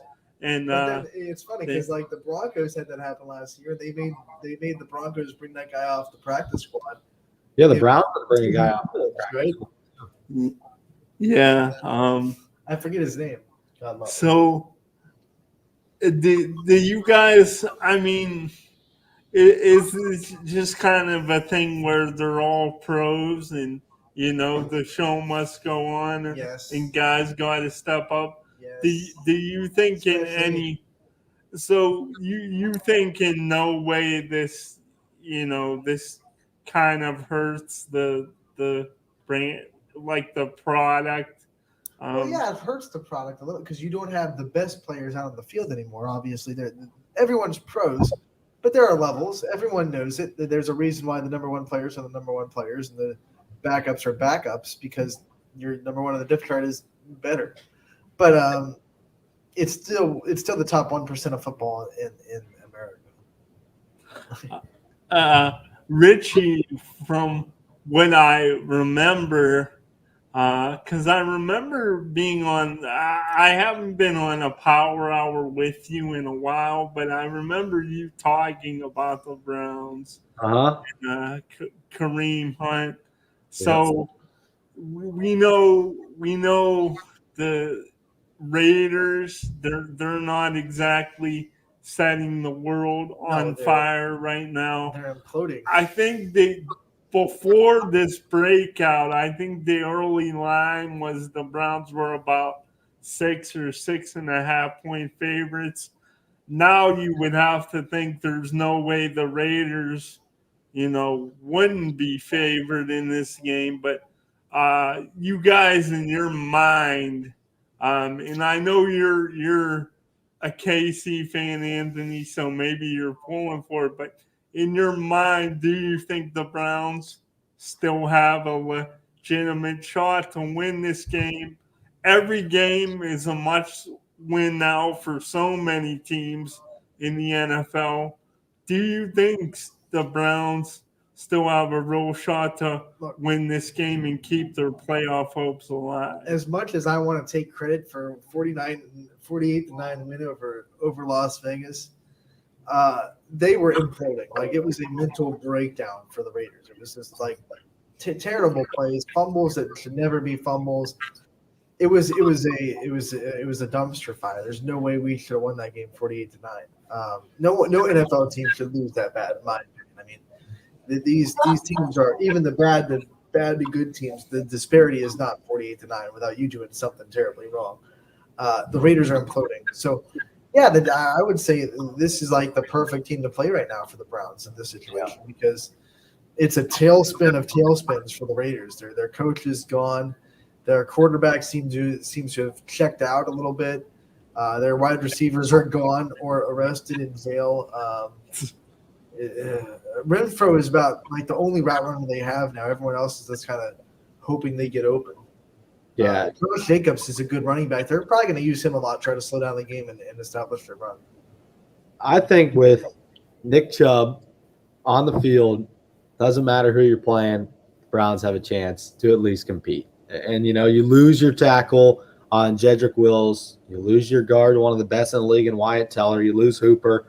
You lose your quarterback in Baker Mayfield. But honestly, a lot of people have been calling for Baker to take a seat for a little bit. We know he's been hurt all year. And, Case Keenum's no slouch coming off the bench. This is a guy who's been a starting quarterback numerous years in professional football. So, it's going to tell a lot about what the Browns are made of here this week, especially on a Saturday. They play a day up, not on a traditional Sunday. But I think the Browns always have a chance, especially they got so many athletes out there. Even with Jarvis out, they still have weapons to throw to. So there's a lot of depth on this offensive line, and I think the Browns have showed that in the past. I mean, they pulled up, like Anthony said, a guy from the practice squad and Blake Hance 2 years ago to play in a playoff game. So, I think they're going to be all right. They're going to be well coached even without Stefanski. So, I think it's a perfect team to play right now when you're down over 10 guys. So I think they're going to be all right. No, next week's a different story. Yeah, well, after this week, you better win this game because you're probably not going to win next week. Well, even with everybody totally healthy, beating Green Bay in Green Bay is quite. It's almost I wouldn't say a mountain to climb, but it's a tall task. It's a mountain. So you guys. I mean, they're saying Baker. I read a report that he's pausing it, but he's feeling fine. How much do you think something like this could linger into the next game, or do you get the feeling because they're all vaccinated, then most of these guys will be back for the next game. Well, the point of the vaccination is to completely stop you from getting the virus. I mean, it's more of a safety blanket than it is a lot of people react to it like it's supposed to be a cure, but it's supposed to just lower the chances that you get it, and it's also to lower the chances that you get it bad. So if they're vaccinated, it should be something that leaves their system pretty quickly. Like most of the players that have had to miss games this year, I don't think anyone's had to miss 2 games because of COVID yet this season. And the good news is so far, I mean, even though John Johnson has played a lot better of late, he has it. Troy Hill, who had a pretty good game last week, he has it. And Malik McDowell, I think, has played pretty well all season. The other good thing, though, is that they don't lose they haven't lost Myles Garrett, they haven't lost Denzel Ward or Clowney, and that defense has really come together over the last several weeks. Maybe I'm just grasping for straws, looking for some sort of silver lining. That's a big silver lining because this Raiders team gave up hurry on 45% of Derek Carr's dropbacks on Sunday. Wow. So I don't think but Anthony, do you think it's more a product of the Chiefs defense just playing better and what the Chiefs did, or the Raiders having a poor O-line? I don't think the Browns pass rushers are any worse than the Chiefs pass rushers. I mean, you got just as many lethal guys in the line that the Chiefs do. So I think if your pass rushers have a good game, it'll be because that offensive line for the Raiders is really struggling. And Derek Carr isn't exactly Mr. Mobile. So you guys, I know you guys you both have a little bias one way or the other, but how do you see this game shaking out? Give me a winner and a score from both you guys. He's getting us warmed up for our game picks, Richie. We're getting into pick mode.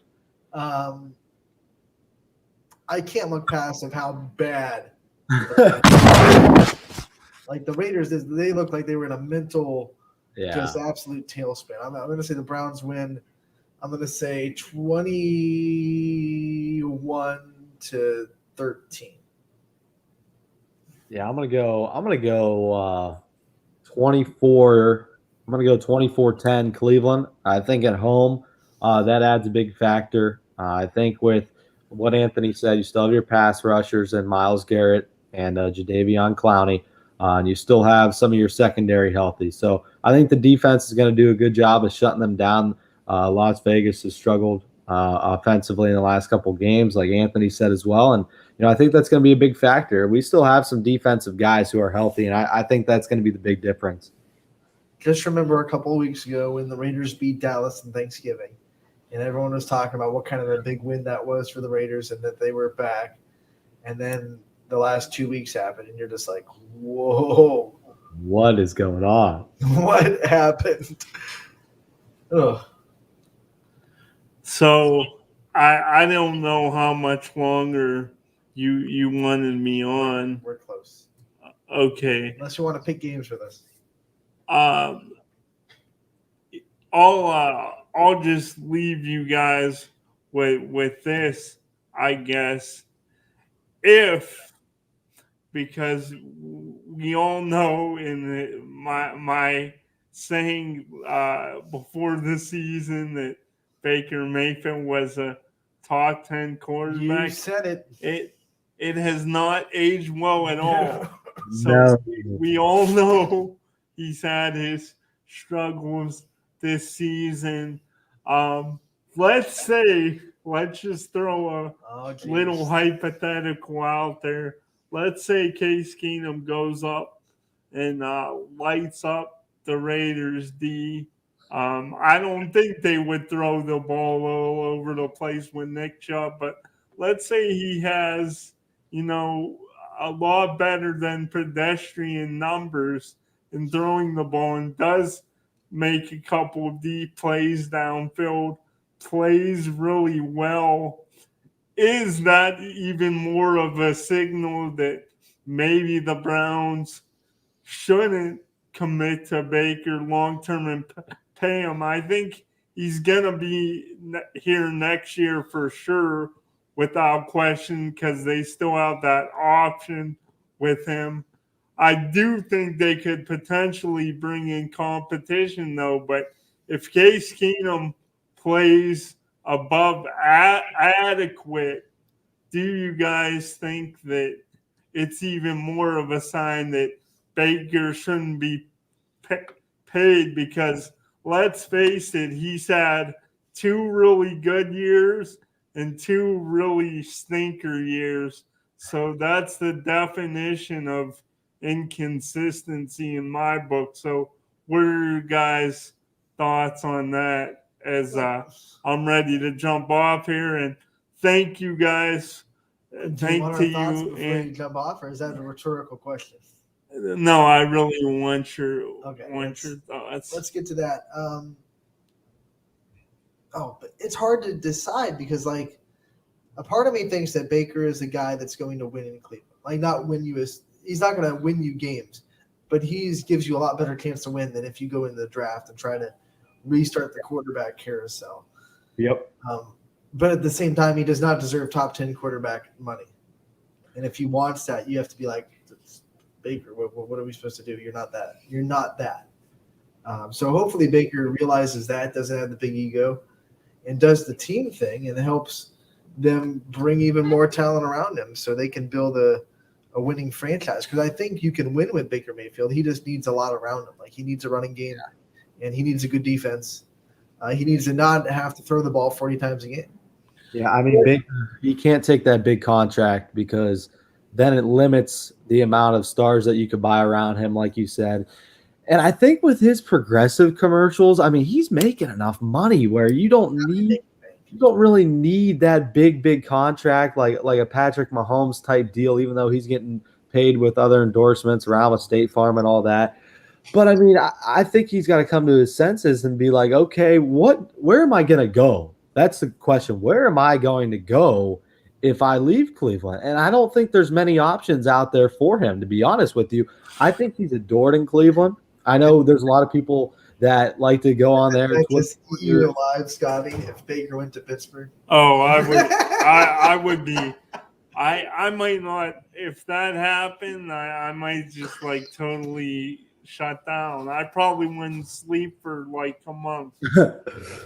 Yeah, but like, he's got to look at his options. I mean, he could take a modest contract that still pays him a great living, and he could stay in Cleveland. He could win football games, and he could turn this program around like he said he's wanted to do since the time he got drafted by the Browns. But that's the big question. Does he want to take the big money and go somewhere else, or does he want to stay and build this program and continue to build on what is starting to become a good program in the NFL? I mean, you look at where the Browns were all the way back in 2016 and how bad they were losing 0-16. The growth in the last 4 years with this program is second to none in the league. And that just builds upon the leadership of Baker and all the guys that they've drafted, the front office doing great things, trading guys, signing guys, drafting them.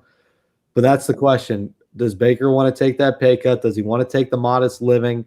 And does he want to win? Because if he wants to build the Browns, you can't take $300 million. You just can't.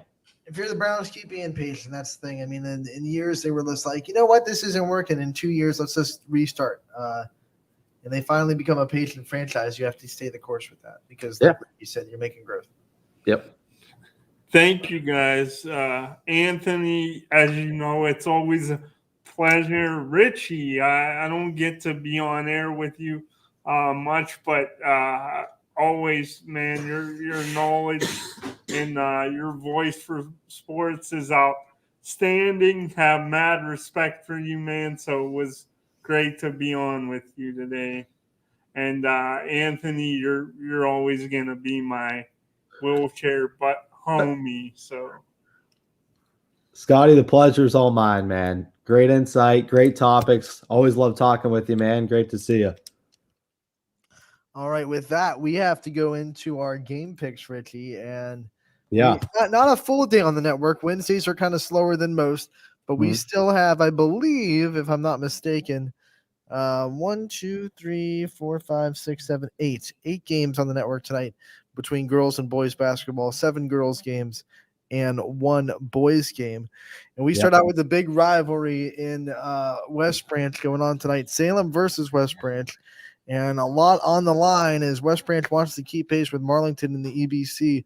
And Salem wants to prove that they're deserving of that respect they're given on the power rankings. I'm going to pick Salem in this one. I think coming off of a tough loss against Marlington, like you said, the rival of West Branch, they're going to be motivated. They're going to come out and, they're going to improve to 7-1. I think there's so much talent within that Salem program. Was able to call a couple of their games last year, and they bring a lot back. So what Coach Hamilton's doing and what this program has built, I think they're going to come away with a big rivalry. I know how big that rival can be with my dad who went to Salem, and he shared plenty of stories of what that can incur. So I'm going to take Salem in a big one, and that's probably the biggest game that we got on the network tonight. So, if you're at home after work, tune into it. It's going to be a good one. The fan vote on Twitter has West Branch with the 73% to 27% edge.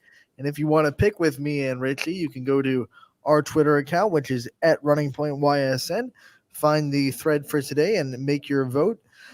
Richie, this is hard because Salem's defense has played so well all year. Yeah. And we've seen West Branch look young. They're still a young team with not a lot of varsity experience. But we've also seen them look really, really good, and their defense is no slouch either. I'm going to take the Warriors in a defensive battle. I think it's going to be hard for Salem to combat the height. Sophie Gregory, 6'1" point guard, that's just so hard to deal with. If Hannah Egla is shooting really well, then West Branch can really get on a roll offensively.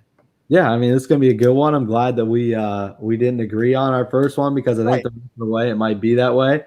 But yeah, it's going to be a great game either way. It's going to come down to who's going to score in the clutch at the end of the day. Probably free throws is going to be a big factor in this one. And like you said, it's going to be low score. It's going to be a 45 to 35, 36, whatever the case may be. Michael with the call on there, and it'll start at 7 p.m. Boardman makes the trip to Howland. Boardman with the 57% to 40%, 43% edge on the fan vote. But Howland with the big win over Louisville over the weekend, and they're starting to put it together. They're 4 losses, but they're 4 losses against really quality opponents, 2-4 on the year. How do you see this one shaking up? Yeah, and Boardman, I called their first game of the year against Marlington, and they had to get going a little bit. They've lost a couple, but when you look at Howland's schedule, and we talked to their head coach, I believe on Monday, North Canton, Salem, Perry, and Marlington. That's as tough as it gets on your schedule to start, and then pick up a big 69-65 win against a respectable Louisville program who's 5-2 this year. So, I'm going to take the Tigers in this one. I think it's going to be another good game, but I'm going to go with Howland. I agree with you. I think the matchup between down in the paint between Goski and DeSalvo will be big. But I think the Tigers just have too many weapons they can hurt you with. I'm going to pick Howland as well. Yep. So we move on to the next one on our list, which is going to be Crestview going to Heartland Christian. This is the boys' game at Rocket Mortgage Fieldhouse. Right now, the Twitterverse has 67% Crestview, 33% Heartland Christian. Heartland's offense has looked really good. Yeah. But, the knock on them, and I don't really buy into this, but the knock on them as far as the area and the quote-unquote basketball experts has been their strength of schedule. They haven't played the best teams, and Crestview has looked really good against really strong opponents that's not able to come out on the opposite end. How do you see this one going down in Cleveland? Yeah, it's always going to be a good experience, especially when you get to play on an NBA court. And Crestview taking on Heartland Christian, who's 5-1 coming into today. So, I'm going to take Heartland Christian. I think Crestview's really got some good players, and they had a tough loss against Liberty. But I think Heartland Christian right now has a lot of confidence coming into tonight, and I think that's going to dictate this game.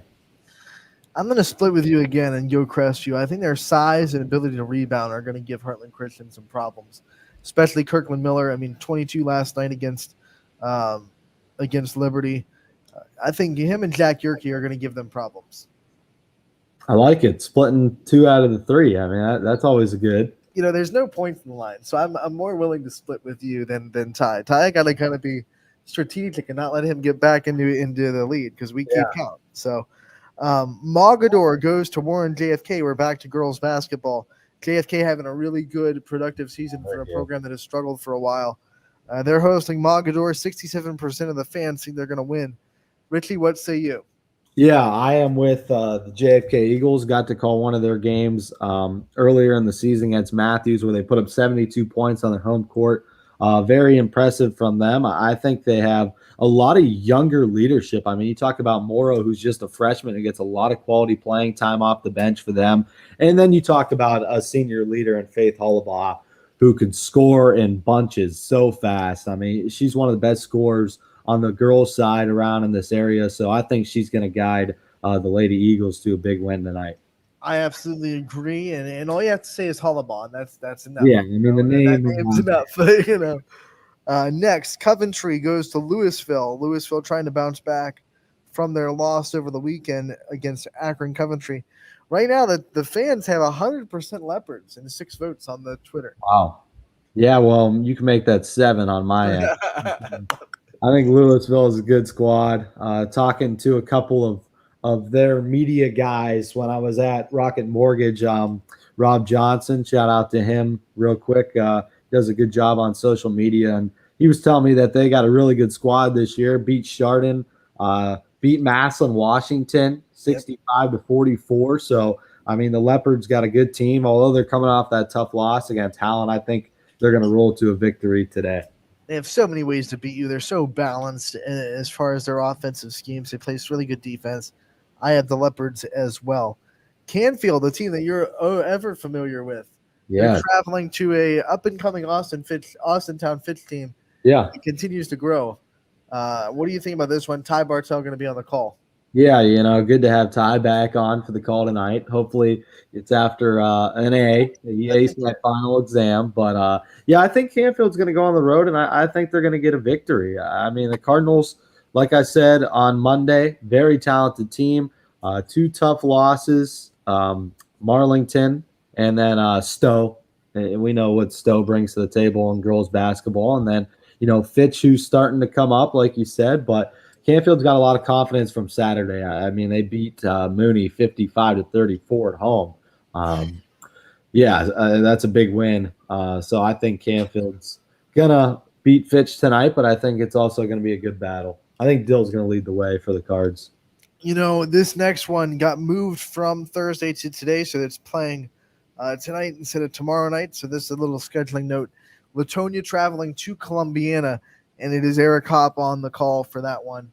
Big game in the EOAC as Latonia goes to the air hangar in Columbiana.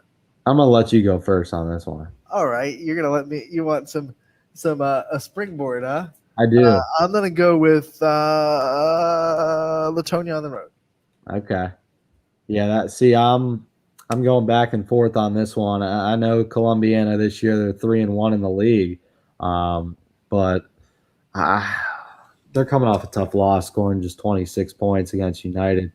So I'm going to go with you on that. I'm going to say Latonia on the road. Edison goes to Toronto. The school will be having this one for the broadcast tip-off set for 6 o'clock. I don't know much about Toronto, to be honest. Usually in these kind of games, I rock the banner. Yeah. Let's go with Edison.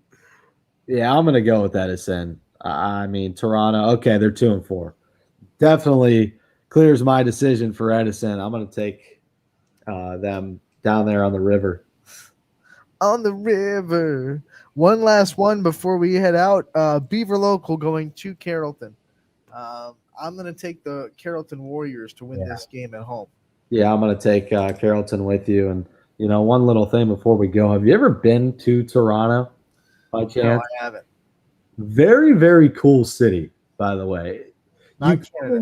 You come in and you look down on like this valley, and like it's their whole city like laid out. It's almost like Lowville, where it's so cool. And it's just like a nice little town on the river there. They have a great ice cream shop, and they're known for their baseball team, especially because they've sent guys to Ohio State, like 3 of them the past 5 years. So I mean, they got such a great baseball program, but just wondered if you ever been down there. It's a cool little city.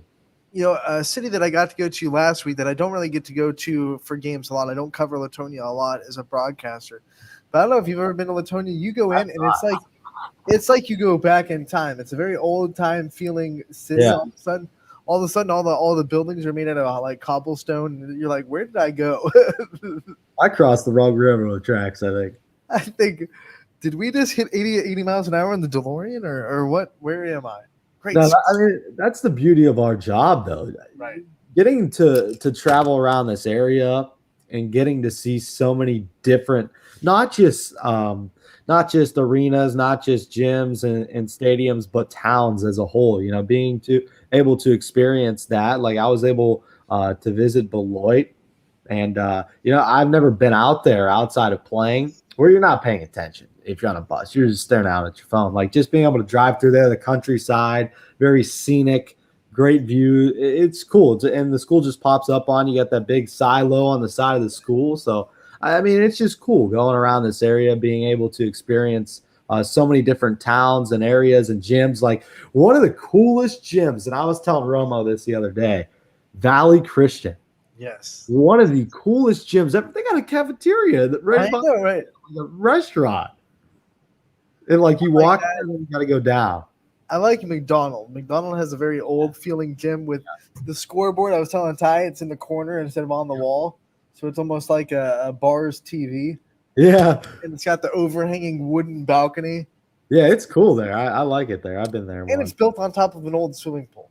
So I did not know that. That's always so that's always a plus. They used to have a swimming pool, I guess, downstairs under the gym. And it's not there anymore. Another one that we could highlight, Howland. Howland's really cool.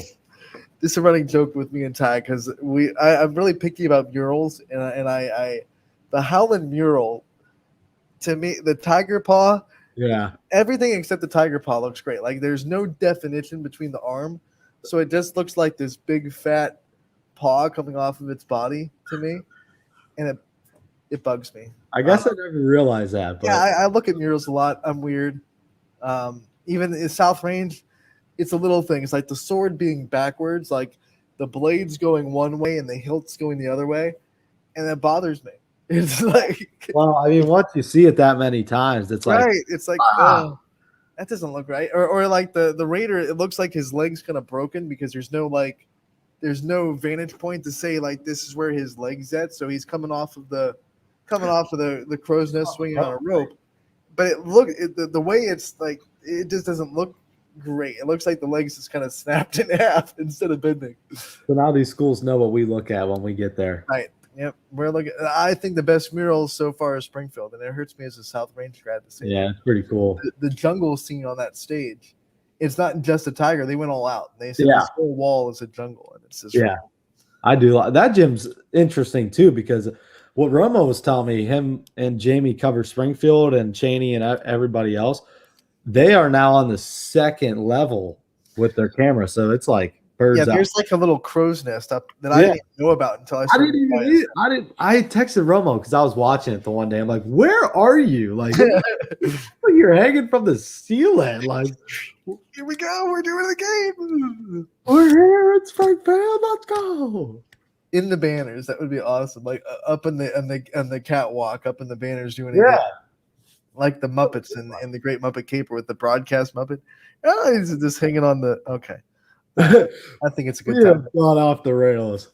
Let's get back on the rails and thank everybody for taking the time to give us post-game interviews from today's show. And tomorrow we will be talking back with Ty Bartell, and we have East Liverpool's boys coach is going to be joining us live on the show tomorrow as well. So don't miss that as me and Ty will recap tonight's action, tomorrow night's action, and we'll have a lot of fun. Richie, it was great having you on. You're always welcome on our show. Thank you so much for being our little celebrity guest host today. Yeah, it was fun, getting to talk to the wrestling coach for Wellsville, learning a lot from him, and then we moved on to Romo, highlighting the whole basketball day. And one thing that stood out to me yesterday: 24 games on the network for us here at YSN. I mean, you talk about it dominating the Valley when it comes to live sports. 24 games on a network. You really can't find that anywhere else. So for everybody back home tuning in, we got 8 more games on the docket today, 1 in the home of the Cavaliers. So, support your local businesses, support the sponsors who sponsor us, and, just enjoy the local coverage here in the Valley. We are taking a 22-hour break. We'll be back tomorrow from 12 to 2 on Running Point, brought to you by Greenwood Chevrolet in Austintown. Have a wonderful night, everybody.